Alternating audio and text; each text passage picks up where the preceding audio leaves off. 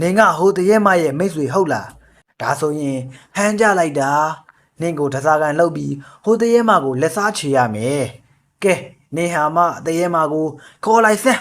မခေါ်ပေးနိုင်ရင်တော့နင်သေးဖို့သာပြင်ထားဆရာပေါက်စနာကောင်းစုပ်ကလေးရဲ့ငါ့ကိုခေါ်နေစရာမလိုပါဘူးငါဒီမှာရောက်နေပြီလားဟဲ့ကြီးကဲ့မရဲ့ဟာမဖဲဘွားရောက်လာပြီဗျို့ အားလုံးပဲမင်္ဂလာပါခင်ဗျာကျွန်တော်ရဲ့ channel လေးကနေကြိုဆိုလိုက်ပါတယ်တရေဇာတ်လမ်းတွေနဲ့တခြားသောစိတ်ဝင်စားစရာကောင်းတဲ့ဇာတ်လမ်းတွေကိုတင်ဆက်ပေးမှာမလို့ကျွန်တော်ရဲ့ channel လေးကို like နဲ့ subscribe မလုပ်ရသေးဘူးဆိုရင်လုပ်ပေးထားခဲ့ကြပါအောင်ဗျာမဖဲဝပြောတဲ့အတိုင်းပဲည9:00နာရီတီမှာကျုပ်ရွာနောက်ဘက်တကားကထွက်ပြီးတော့ကြောင်ချက်ပင်ကြီးရဲ့အောက်ကိုရောက်နေခဲ့ပြီဗျကျုပ်ရဲ့အင်းနေဆွေးတွေထည့်ထားတဲ့ဆေးလွယ်အိတ်ကိုဆက်လွယ်တိုင်းထားလိုက်တယ်ကျုပ်သုံးဖို့ရွေးထားတဲ့အင်းတွေကတော့လွယ်အပြင်ဘက်ကအိတ်ကက်ထဲမှာအစင်တိုင်းထပ်ထားပြီးသားဗျဟောလက်ကြော်ကြီးလာပြီဗျလာခွေညအမောင်တူကြီးတွေကပေါ်လာတဲ့လက်ကြော်ကြီးရဲ့အော်တန်းဗျကျုပ်ကမျက်ကွင်းဆင်းလာခဲ့တာလေဗျလက်ကြော်ကြီးကိုမြင်နိုင်တယ်ဗျလက်ကြော်ကြီးရဲ့အတန်းကတဖေးဖေးနီးကပ်လာပြီလက်ကြော်ကြီးကကျုပ်စီကိုတန်းလာနေတာဗျလဲတဲ့ကောင်ကြီးမှမဟုတ်တာဗျတကယ်ကိုနွားမတန်းလောက်ကြီးရှိတာဗျလက်ကြော်ကြီးကကျုပ်ကိုသူ့အမိကြီးလှုပ်ပြတယ်ကျုပ်ကခေါင်းညှိပြပြီးတော့ယောက်ျားပင်အောက်ကနေထွက်လာခဲ့လိုက်တယ်ကျုပ်လည်းထွက်လိုက်ရောလက်ကြော်ကြီးကခြာကနေလှည့်ပြီးတော့အလဲကျိုးမဘက်ကိုဥတီပြီးသွားရောဗျကျုပ်လည်းလက်ကြော်ကြီးရဲ့နောက်ကနေတုတ်တုတ်လိုက်ခဲ့ရတာပေါ့ဗျာမဖဲဝါရဲ့ခွေးကြီးကရှေ့ကသွားကျုပ်ကနောက်ကလိုက်နေတောင်ချီကိုရောက်လာခဲ့တယ်လိုက်အောင်မရှိပေမဲ့ကြဲအောင်လေးရှိလို့တော်သေးတာပေါ့လက်ကြော်ခေါ်တဲ့လမ်းအတိုင်းကျုပ်တောင်ပေါ်ကိုတက်ခဲ့လိုက်တယ်ကျုပ်စိတ်ထင်ည7နာရီလောက်ရှိတော့မယ်လက်ကြော်ကရှေ့ဆက်မသွားပဲရက်လိုက်ရောဗျပြီးတော့ချော်ပုတ်ထဲတိုးဝင်သွားခိုင်းတယ်သူကရှေ့ကတိုးသွားတော့ကျုပ်ကနောက်ကလိုက်ရတော့တာပေါ့ဗျာဒါပေမဲ့အတန်မမီအောင်ကျုပ်ကသတိထားပြီးတော့တိုးရတော့တာပေါ့ချော်ပုတ်ကြီးတွေကိုတိုးပြီးဟိုဘက်ကိုထွက်လိုက်တော့ဟောတွေ့ပြီဗျာတွေ့ပြီကြီးကဲ့မှနေတဲ့အကူပေါက်ကြီးဗျဘူဝကိုခြုံမုတ်တွေနဲ့ပိတ်ထားတာဗျဂူထဲမှာမီးလင်းနေတယ်ဂူအပေါက်ဝါကိုတသေးချာချာကပ်ပြီးကြည့်လိုက်တော့မှနိုင်ရန်မှာကြောက်ဖျောင်းနိုင်တွေထွန်းထားတာဗျ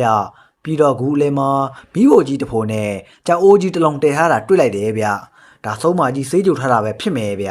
ကျုပ်ဆုံးမကြီးကိုလိုက်ကြည့်တော့မတွေ့ဘူးဗျဂူထဲကကြောက်ပန်းဆွဲကြီးနောက်မှာနားနေတဲ့လင်းနာကြီးနှစ်ကောင်ကိုတွေ့လိုက်တယ်တကောင်ကလင်းနာထိတ်နေကြီးဗျနောက်တစ်ကောင်ကလင်းနာကြောပြူကြီးဗျဘာလေးချစ်ကင်ပြောတဲ့လင်းနာကြောပြူကြီးဆိုတာဒီကောင်ကြီးပဲဖြစ်မယ်ဗျဟောဂူတောင်းကမနဲ့ထွက်လာတာဘာကြီးပါလဲဟာမြောက်ဝင်ကြီးဗျနဲတဲ့ကောင်ကြီးလားဗျာဟောမြောက်ဝင်ကြီးကစေးကြိုထားတဲ့ကြောက်အိုးကြီးနာကိုရောက်လာပြီးမိဖို့တဲ့ကိုထင်းချောင်းတွေထဲလို့ဗျဟောဗျာခါကြီးကုံပြီးဖူးနဲ့မိတောင်မှုန့်နေလိုက်သေးတယ်ဗျာမိဖို့ကမိတောက်သွားတာနဲ့မြောက်ဝင်ကြီးက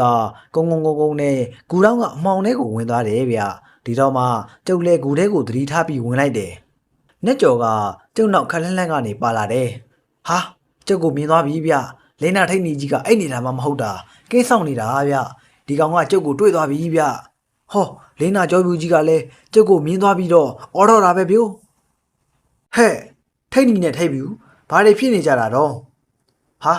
ဒါကြီးကဲမကြီးရဲ့အတန်မဲဗျ။စောကမြောက်ဝင်ကြီးဝင်သွားတဲ့မှောင်ကျိတ်ထဲကနေထွက်လာတာဗျ။ခါကြီးတစေချိုးကုန်းပြီးခေါင်းမှာပဝါနီကြီးတစ်ထည်ကိုခေါင်းပေါင်းထားတယ်ဗျနှာခေါင်းကလည်းရွှေချွန်ကြီးဗျလက်ထဲမှာကင်ထားတဲ့တောင်ဝေးကိုတရောက်နဲ့ထောက်ပြီးခါကြီးကုန်းကြီးနဲ့အလင်းရောင်အောက်ကိုထွက်လာပြီဗျခါမှာဝတ်ထားတာကထမိန်မဟုတ်ဘူးဗျဘောင်မီပွားကြီးဝတ်ထားတာဗျစုံးမကြီးရဲ့ပုံစံကနှာခေါင်းချွန်ကြီးနဲ့မဲကြီးဆိုတော့ကြီးကန်ကြီးလမ်းလျှောက်လာသလိုပါပဲဗျလင်းနာကြီးနှာကောင်ကလည်းမနာတန်းကိုအော်ဟစ်နေတာဗျဟက်ကောင်နှာကောင်ဘာဖြစ်လို့အော်နေတာတော့လို့ငါမေးနေတယ်လေဘာရန်သူဟုတ်လားဘာမှတော့ရန်သူကြီးကဲမကြီးကလင်းနာကြီးတွေပြောတဲ့စကားကိုနားလည်ပုံပဲဗျခါကုန်းကြီးနဲ့ဂူထဲကိုလိုက်ကြည့်လိုက်တယ်ကျုပ်ကကြောက်တုံးကြီးနောက်မှာပုံနေတာဆိုတော့ကျုပ်ကိုရုတ်တရက်မမြင်ဘူးနဲ့တူတယ်ဗျကျုပ်ကပုံနေတဲ့ကြောက်တုံးကြီးနောက်ကနေထွက်လိုက်တယ်ဒီတော့မှကြီးကဲမကြီးကကျုပ်ကိုမြင်သွားပြီးတော့သူ့လက်ထဲကတောင်ဝဲကိုစောင့်လိုက်ပြီးတော့ဟဲ့နေဘသူတော့ကျုပ်ကတားတယ်ပါဘာတာတေဟုတ်လားငါနေတဲ့နေရာကိုဘာလာလောက်တာတော့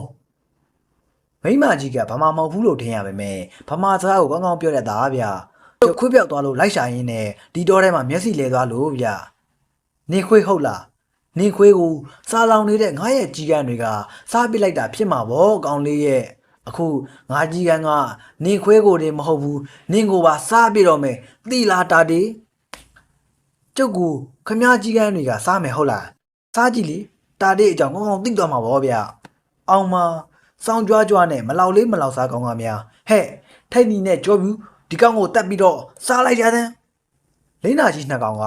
တောင်မန်နေတဖျန်းဖျန်းခံရင်းနဲ့ကြောက်ရှိတက်တဲ့ကနေပြန်ပြီးတော့ဝင်လာတာဗျကျုပ်လည်းလက်ထဲမှာအစင်းသစ်ကင်ထားတဲ့အင်းချက်နဲ့ပြစ်လိုက်တယ်ဗျကျုပ်ပြစ်လိုက်တဲ့အင်းကဂလုံးဆက်အင်းဗျလင်းတာလောက်ကတော့ဘယ်မှုမတော့ဗျာဟုံးဝုံးဆိုတာနဲ့ကျုပ်ပြစ်လိုက်တဲ့အင်းကြောင့်လင်းနာကြီးနှစ်ကောင်မီးတွေထတောက်ပြီးတော့ဂူချမ်းမြေပေါ်ကိုထိုးကျသွားရောဗျပြီးတော့မှကြီးကဲမကြီးကကျုပ်ကိုမျက်လုံးပြူးပြူးကြီးနဲ့ကြည့်ပြီးဟောလက်စတတ်တော့နင်းကဆရာကိုငါတက်တက်မှာဒီလောက်ငယ်တဲ့ဆရာမတွေ့ဘူးသေးဘူးကဲနင်းကိုငါမတက်ခင်ဒီကူထဲကနေနင်းထွက်သွားပြီတော့ကျုပ်ဒီကူထဲကထွက်သွားဖို့လာခဲ့တာမဟုတ်ဘူးဗျခမ ्या ကိုဒီဒီတက်ကမောင်းထုတ်ဖို့လာခဲ့တာဗျကြီးကဲမှာကြီးရဲ့အောင်မဲနင်ကငါရဲ့နာမည်ကိုတောင်သိနေတာကိုနင်ကပေါ်သေးသေးကောင်တော့မဟုတ်ဘူးပဲဟုတ်တယ်ဗျကျုပ်ကခမ ्या ကိုကြိုင်တော့တင်းချိုင်းတွေကမောင်းထုတ်ခဲ့တယ်မဖဲဝါရဲ့မိတ်ဆွေဗျဘာနင်ကဟိုတရဲမရဲ့မိတ်ဆွေဟုတ်လားဒါဆိုရင်ဟမ်းကြလိုက်တာနင်ကိုတစားကန်လှုပ်ပြီးဟိုတရဲမကိုလက်စားချေရမယ်ကဲနေဟာမတရဲမကိုခေါ်လိုက်စမ်းမခေါ်ပေးနိုင်ရင်တော့နင်းသေးဖို့သာပြင်ထားဆရာပေါစနာကောင်းစုပ်ကလေးရဲ့ငါ့ကိုခေါ်နေစရာမလိုပါဘူးငါဒီမှာရောက်နေပြီလားဟဲ့ကြီးကဲ့မရဲ့ဟာမဖဲဝါရောက်လာပြီဗျို့နှစ်ကြော်ကြီးကလည်းဥပြီးတော့ဂူချမ်းမြင်ကိုလက်သေးကြီးနဲ့ကုတ်လို့ဗျမဖဲဝါကကျုပ်ကိုမျက်နှာမြင်တကယ်ပြတယ်ဗျကျုပ်သိတာပေါ့ကျုပ်ကိုအင်းပစ်ခိုင်းနေတာလေကြီးကဲ့မကိုမဖဲဝါဒီတိုင်းရေဆိုင်လို့ဘယ်ရမတော့ကျုပ်ဆိုတဲ့ကောင်ကလည်းအစင်းနဲ့ပြင်ပြီးသားပါဗျာစောစောကအင်းတစ်ချက်ကိုပြစ်ပြီးကြတဲ့ကလက်ထဲမှာနောက်တစ်ချက်ကအစင်းနဲ့ကင်ထားပြီးသားဗျဒီတစ်ခါကျုပ်ပြစ်မှာကမော်ဆက်ရောင်အင်းဗျစုံနေရဲ့ဆက်မျိုးစုံကိုဖျက်ပစ်မဲ့အင်းဗျကျုံနောက်ကိုခြေလမ်းမတိမသာဆုပ်လိုက်ပြီးကြီးကဲမှကြီးတဲ့တက်တက်ကိုအင်းပစ်သွင်းလိုက်တယ်ကဲအဲ့ဒါမော်ဆက်ရောင်အင်းနဲ့ဟိခံနိုင်ရင်တော့ခံတော့ဟာဘုံနဲ့ပြီးတော့ဝင်းကနေလက်သွားတယ်ဗျပြီးတော့မိခိုးတွေမှောင်သွားတယ်ဗျအခိုးတွေပြဲသွားတော့ဂူချမ်းမြေမှာဒူးထောက်လျက်ကျနေတဲ့စိုးမကြီးကိုတွေ့လိုက်ရတယ်ဟောခုံလာပြီဗျမဖဲဝါခုံဝင်သွားပြီဗျမဖဲဝါရဲ့လက်ဝါးကြီးကလေထဲကိုမြှောက်သွားပြီးတော့စိုးမကြီးရဲ့ကြော်ကုန်းကိုစက်တက်ရိုက်လိုက်တယ်ဟောကြီးကဲမကြီးကသွေးတွေအမ်းပြီဗျဟောထပြီးကြီးကဲမကြီးကတရင်တရိုင်နဲ့ထပြီးတော့ကြောက်ပန်းဆွဲတစ်ခုပေါ်မှာတင်ထားတဲ့အဝတ်မဲမဲကြီးကိုယူလိုက်တယ်ပြီးတော့အဝတ်မဲကြီးကိုသူ့ရဲ့ခန္ဓာကိုယ်ပေါ်သူခြုံလိုက်ပြီးနင်ကိုငါကရှော့တွက်လိုက်မိတာငါရဲ့အမားပဲနေမှာဒီလောက်အစွမ်းထက်တဲ့အင်းတွေရှိနေလိမ့်မယ်လို့မထင်ထားမိတာအဲ့ဒါငါအမားပဲစကားလဲဆုံးရောကြီးကဲမကြီးကကြီးကန်းကြီးဖြစ်သွားရောဗျဟာနှက်ကြော်ကြီးပြေးဝင်သွားပြီဗျကြီးကန်းကြီးကအပေါ်ကိုပြန်တက်ပြီးကြောက်ပန်းသက်တစ်ခုမှနားနေတယ်နှက်ကြော်ကြီးကအောက်ကနေမော့ကြည့်ပြီးတော့ဒေါသတကြီးနဲ့ဟောင်ရောဗျကြီးကန်းကမျက်လုံးပြူးပြူးကြီးနဲ့ဟိုကြည့်ဒီကြည့်လုံနေတယ်ဗျပြီးတော့ဂူပေါက်ပါကိုတချိန်တို့ပြန်တွက်သွားရောဗျမဖဲဝါမှားတဲ့အတိုင်းပဲဘာမှမလုပ်ပဲဒီတိုင်းကြည့်နေလိုက်တယ်လက်ကြော်ကြီးကတော့ဂူပေါက်ဝအထိလိုက်ဟောင်းနေတာဗျဟာဘာတန်တွေပါလေကျုပ်ဂူပေါက်ဝကိုထွက်ပြီးတော့ကြည့်လိုက်တယ်ဟာကြီးကန်းတွေဗျကြီးကန်းတွေအကောင်2000လောက်တောင်ရှိသလားမသိဘူးဗျာကြီးကန်းမာကြီးပြန်တဲ့နောက်ကိုစုပြုံပြီးပြန်လိုက်သွားတာဗျကျုပ်ကမိဘဘော်ကကြောက်အိုးကြီးကို6နဲ့ကန်ပြီးတော့တွန်းလှည့်လိုက်တယ်ကြောက်အိုးကြီးကဖိုကနောင်ဘော်ကနေပြုတ်ကျပြီးတော့ကွဲသွားတယ်ဗျအထက်ကအရေးဘူးတွေကဂူတောင်းကအမှောင်ရိပ်ထဲကိုစီးသွားတယ်စောစောကမြောက်ဝင်ကြီးရှိတဲ့ဘက်ကိုစီးသွားတာလေဗျာဟာအော်တန်ကြီးဗျမချိမဆန်အော်တဲ့အတန်ကြီးဗျဒါစောစောကမြောက်ဝင်ကြီးအော်တဲ့အတန်လေးဗျာဘလို့အစွမ်းရှိလဲဆိုတော့ကျုပ်လည်းမသိဘူးဗျမြောက်ဝင်ကြီးရဲ့အော်တန်ကတဖြည်းဖြည်းတိမ်ဝင်သွားပြီးရဲ့နောက်ငြိမ်သွားရောဗျကျုပ်ဂူပင်ကိုပြည့်ထွက်ပြီးခြုံမုတ်ကြီးရဲ့ကိုတိုးဝင်လိုက်တယ်ခြုံမုတ်ကြီးဟိုဘက်ကိုထွက်လိုက်တော့ဟာလက်ကြော်ကြီးဗျဒီကောင်ကျုပ်ကိုစောင့်နေတာဗျအဲ့ဒီညာကလက်ကြော်ကြီးကကျုပ်ကိုရွာနာထိပြန်ပို့ပေးလီရဲ့ကျုပ်အိမ်ကိုရောက်တော့ဆရာတော်ရဲ့အကြောင်းကအုံမခောက်တန်အောင်ကြားနေရပြီဗျ